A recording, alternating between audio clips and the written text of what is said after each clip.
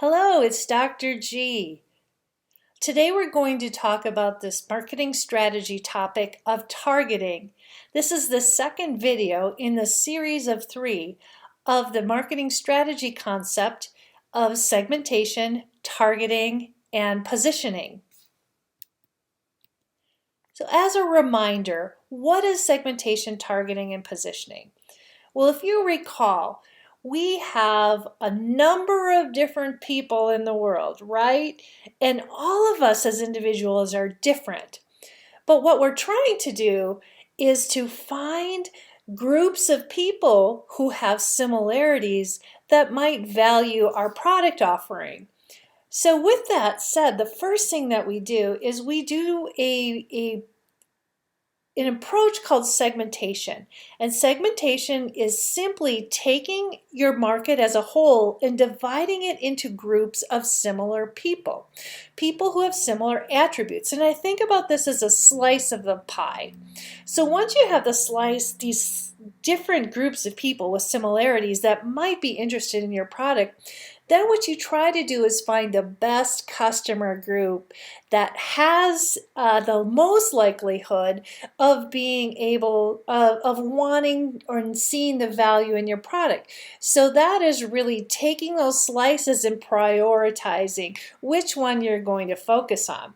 Once you've focused on a target market, which is what we call from targeting, is we try to position our product offering around the relative advantage that we have for that target audience, what they see of value in the minds of those customers. So we call this approach STP, segmentation, targeting, and positioning. So today we're going to focus on targeting. What exactly does targeting mean? So as I mentioned before, you start out with groups of people. Groups of people who have something in common who might be interested in your product. Now the targets are those that you have prioritized and identified. Those are the ones we're going to go after because we don't have enough time and money and resources to market to everyone. That would be just a waste of time. So with that said, once we've divided and we selected a target audience, then what we do is positioning. And positioning is aligning the value of our product to that audience. So today we're going to focus on which segments will you prioritize for your target audience. So target audience really is looking to ascertain of those segments, those slices of the pie, which is the most attractive for you to go after. Maybe they're growing in size. Perhaps they align from a price sensitivity perspective. Maybe they're just a growth market. Maybe there's a lot of them or a few of them, a niche where other people are not looking at.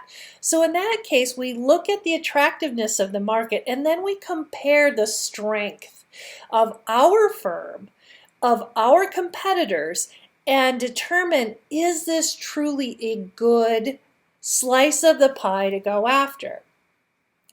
And so when we have that ideal target segment, we should really look at 6 criteria. First of all, do they care about us? Are we solving a need for this particular niche? Are they different enough from other segments that we're going to hone in on them in particular? Or are we going to lump a couple of different groups together and have some crossover? Are the differences enough for us to manage our resource constraints? Meaning, are they big enough? Are there enough of them for us to spend time and money on? Or should we look at a larger segment? Can we keep these customers long term? And can we figure out who they are and how to reach them? And finally, are they financially viable? Is this a group or a target audience of customers who can be with us financially, profitably for the long haul? So think about targeting as specific groups of people. and they each have a need that you're trying to solve. So we're trying to, as closely as possible, match the need of our product to that individual. And so let me give you an idea of how this would work. So first of all, remember, we look at segments, which is groups of people who have something in common. So let's talk about a college segment. College students would be a segment, but we know that college students are all over the United States, they're all over the world, so it really is a broad group of people. So let's think about, take it down. Let's take it down to, okay, let's look at college students at DSU. So our university, we are going to go from the broad, anybody who's a college student, and we're going to target college students who live at who are students of DSU. So maybe I am a product owner and I'm selling my service, maybe it's a planning service or a time management service for DSU students. So within DSU, there are also subsets of that target audience, and we call those subsets personas. So think about it. You could be a traditional college student, the people who go off from home, they go on campus, they often live on campus, they're away from home for the first time, they're generally age 18 to 24, they're your traditional college student. But it doesn't stop there. Maybe you're a traditional college student and you work. You're working part-time, maybe you're working close to full-time. Going to school isn't your only job. So if I'm looking at a product such as time management services, the needs of the traditional college student might be a little bit different from the needs of the traditional college students who works part or full-time. Then we might have here, we could have your non-traditional student. They still all go to DSU, but maybe the non-traditional student is somebody who works all day long, has a family, is going back to school to finish their degree, and is only available at night.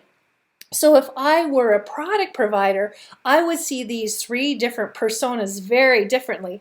And finally, you might have a whole series of international students that have a number of different needs that might be different from the traditional working, the non-traditional student, and the international students. Maybe in a time management system, you might have to have this in different languages, etc. So if you see where I'm going with this, you have a target audience of DSU students, but there's subsets of those students which we call persona. So why do we go through all this stuff? You might think it's kind of a hassle. But if you think about it, each one of these groups has a very specific need in terms of product design and offering, maybe the way you message to them. I'm going to speak very differently to a traditional student whose job is going to college than a non-traditional student who has a family and is working full-time and might have financial responsibilities that are different from a traditional student. I might even have a various different message around the international students. So this is why we go through segmentation, targeting, and positioning. You can also look at, I might reach these people in a different way. How am I going to communicate to them? Not just what the message would be, but maybe the non-traditional student is going to be on Insta or Twitter, whereas the non-traditional student here might resonate better with an email, or maybe a text message, or maybe they prefer a promotion during a streaming service. They might be looking at LinkedIn because they're a professional as opposed to consuming my news on Twitter. So keep in mind that the reason why we not only take the target audience of DSU college students, but we look at the different profiles because it helps us communicate to them in a way that aligns to their particular needs, and we can reach them based on how they consume their information. This is targeting. And so once we have an idea of who that particular persona is, we can build out characters of them and sort of bring them to life. So how old is this person? What motivates them? What are the brands that they like and desire? What sorts of technology do they use? The closer we get to understanding that target audience as a particular characterization, that helps us build creative materials and messaging that will resonate and really show the value to them. So this is Seth. That's an example of a persona. We also have Beatrice. Maybe Beatrice is very different from Seth, and Beatrice has a different lifestyle. Maybe she's single. She's age 24. She's an introvert. She loves these brands. She enjoys music. I might speak to Beatrice in terms of the value of my product and how I communicate and promote to her that aligns to something of value to her differently than I would to Seth. So in a nutshell, if you remember, targeting is taking those groups of people and then selecting the best customer groups that we think are most attractive for us to go after. And then from there, we can position the value to them. This is called segmentation, targeting, and positioning.